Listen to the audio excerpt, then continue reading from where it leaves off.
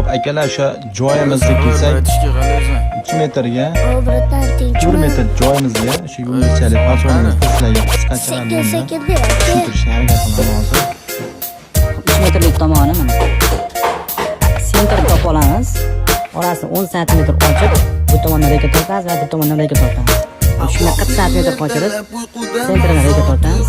Sentrdan 40 cm qochirib, yana reka tortamiz. Vaqt barakat men uchun bilaman. Bekinib pastdan hayotga asta. Qadam qo'ydim oyog'im ayamasda.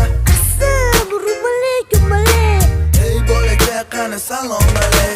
Odamni hamma To'rtlik joyimizni mana ikki barakating qalay. Ko'chada hamma